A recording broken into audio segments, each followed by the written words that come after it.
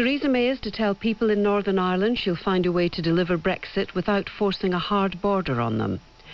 MPs are to consider how much money to give councils in England, as local authorities say they face a multi-billion-pound shortfall this year. In business, Google's parent company Alphabet has posted strong quarterly earnings, but has seen its share price slip. And in sport, Liverpool drew at West Ham as their Premier League title bid stumbles.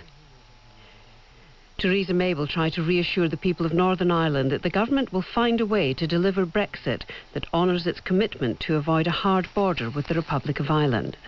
In a speech there, she'll pledge to secure a deal that commands broad support. Meanwhile, Conservative MPs from the Leave and Remain camps are due to meet again today to try to find an alternative to the controversial Northern Irish backstop, which Brexiteers say is needed if a withdrawal deal is to pass the Commons. MPs will debate today on how much councils in England will have to spend in the next financial year.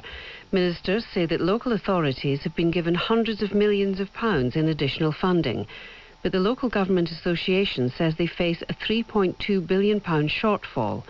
The Community Secretary, James Brokenshire, says he recognises the pressures local councils have been facing.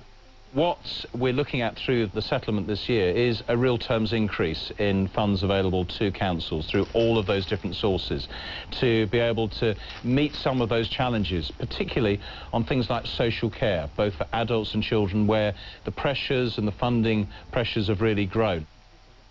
Labour MPs and peers have demanded more information about how senior officials are tackling anti-Semitism in the party. In a meeting last night, they asked how many disciplinary cases have yet to be dealt with and when a promised code of practice will be published. A Labour source has insisted they were given a comprehensive update.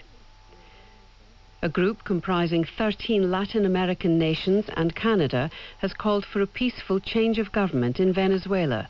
The Lima group also urged the Venezuelan military to support the opposition leader Juan Guaidó as interim president, as the US and many EU countries have done.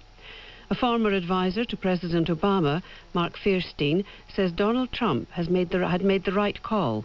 There is an opposition to support, and there's an opportunity to promote a democratic transition there. I'm not suggesting that Donald Trump is a champion of democracy and rights by any means, but in this case, the Trump administration is on the right side of history.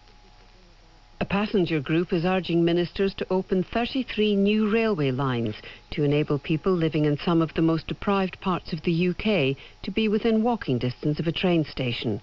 The Campaign for Better Transport say that a £5 billion investment in areas such as Fife, Northumberland and Hampshire would create or safeguard thousands of jobs.